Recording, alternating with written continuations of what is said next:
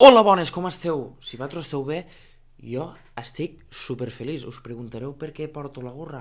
Molt fàcil, perquè jo quan me vaig esquilar al zero, jo tenia la certesa de que més o menys me quedaria bé, però després me pensava que me creixeria lo flequillo directament, però no, m'estan creixent més los costats que no pas lo de dalt.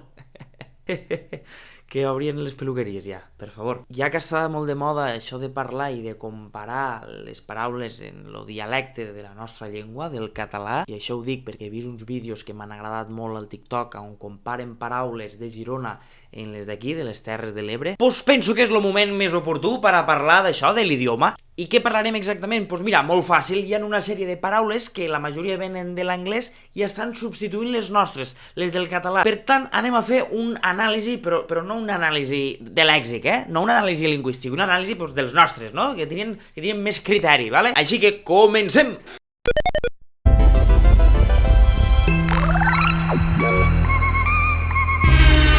Berti, Diverti Vídeos.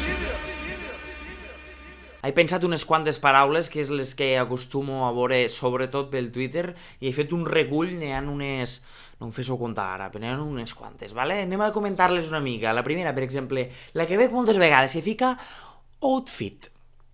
Outfit, què vol dir? Outfit ho acostumen a dir molt, sobretot les xiques joves, quan se compren roba per a sortir de festa. Outfit vol dir vestidet. Mira quin vestidet més guapet. Doncs no, ara se li diu mira quin outfit més mono, tia. Per què hem substituït aquesta paraula?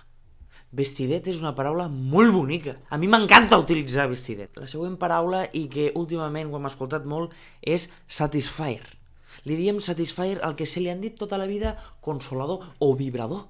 És curiós aquesta paraula, perquè cada 10 anys l'etiquetem de forma diferent. Jo trobo que això és per a dissimular, no? Perquè com se tracta d'un aparell sexual i el sexe és una mica tabú, doncs no ho sé, en la dècada passada se li dia vibrador, en esta dècada se li ha dit consolador, i en esta nova del 2020 se dirà satisfier. Doncs potser cap al 2030 li canvien el nom i li diuen rama de morera. Per exemple, l'altre que ve, crush.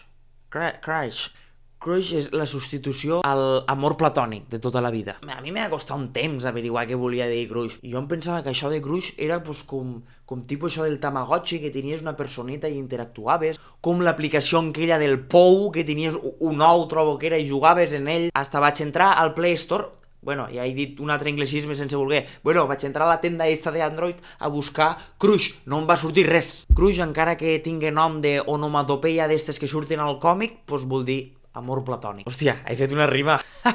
Una altra que portarà uns 10 anys que està, que és lo selfie. Pues perquè si tu dius autofoto, és tan trist no tindre amics perquè et facin una foto tu, que te l'has de fer tu tot sol, pues se'l va substituir per selfie, perquè ara és algo molt habitual, però a la dècada del 2000 tu et ves una persona que es feia una foto en ella mateixa i quedava una mica rara, És més, pel que jo recordo, qualsevol selfie de qualsevol home, avui en dia se'l podria acusar de pederasta perfectament. Instastory, a veure, fill meu, per què li dius Instastory? Què és això, los vídeos i les fotos que penges que t'aguanten 24 hores a l'Instagram? Però és que l'Instagram ja te ho tradueix, te fica història. Fulanito de tal ha reaccionado a tu història. A tu història. Te ho tradueix Instagram. Quina necessitat tens tu de retraduir? Jo con esta, Gin Lemon. Gin Lemon. A veure, la ginebra està feta per a mesclar-se en tònica, però hi ha gent més sensible, més debilutxa, que necessita lo sucre de la Fanta de Llima. I llavors, al que se li han dit tota la vida un ginebra en Fanta de Llima se li diu Gin Lemon. Gin Lemon. És que, claro, la ginebra en Fanta de Llima és massa de poble. La ginebra en Fanta de Llima me la bebia al maletero de la motet quan anàvem a festes de l'ampolla. A mi lo que m'agrada és un Gin Lemon. I són los típics fills de puta que s'agafen la copa de Barló així i es fan la foteta al Insta Story. Que malparits, tio. Me surten granets i tot del disgust que em dona la societat en la que vic. Molta joventut també, sobretot gent de batxillerat que tenen sempre un munt d'exàmens, que penja una història a l'Instagram ficant study time o working. A veure, primer que tot, work té nom de restaurant, això a mi no em serví. I lo de study time pues, significa el mateix que estic estudiant. Què seria lo no estic estudiant? Perquè si estàs estudiant no penges una història a l'Instagram. Chico fitness. Chico o chica fitness. Per què li diem Chico Fitness a una persona que està com un tren? I ho podem dir, estàs com un tren. No cal tonteries aquestes de Chico Fitness, saludable, la filla de ta padrina. Estàs bona perquè fas esport. I punto. Influencer, que són aquesta gent que penja fotos a l'Instagram i vídeos i tenen un munt de me gusta, i se l'ha etiquetat d'esta manera a la gent que tota la vida se li han dit gent que viu del cuento. Se pot dir, viviu del cuento. Us agradarà més o us agradarà menys. I ara aquestes que diré venen del castellà. He sentit dir molt dir siesta. A veure, fills meus, siesta de què? Tu a quina hora fas la siesta? A la nit? No. Pel matí? Tampoc. Quan la fas? Al migdia. Te ho facilita el mateix moment del dia, migdia. Pots dir migdiada, tio, perfectament. Per què et compliques la vida buscant una paraula al castellà? Siesta de què, siesta? Siesta t'agafaré de les orelles i donaré gas com si fossis una motet. I també molta gent me diu, què passa, loco? Com estàs, loco? Sí, tinc un amic que l'altre dia me va dir, guai, Berti, què passa, loco? Tu saps què és un loco?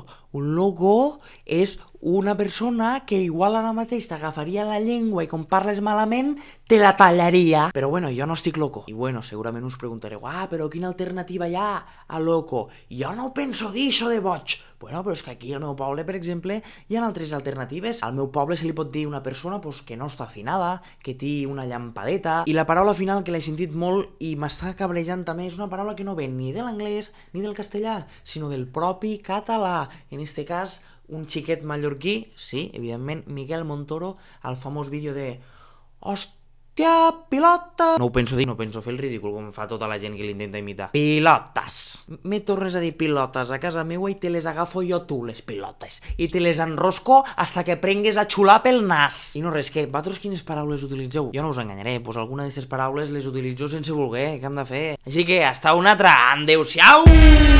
Mireu que malament me queda el pèl! Berti, Diverti Vídeos! Pues me quedo sense respiració. Estic acabant. Dic una última frase i ja està, estic acabant. Però que estàs gravant? Sí, estic gravant. No, que estem mirant la tele, però és que estem pujant al 20 i pico dels crits que peguen. Vale, perdona, estic acabant, deixa'm.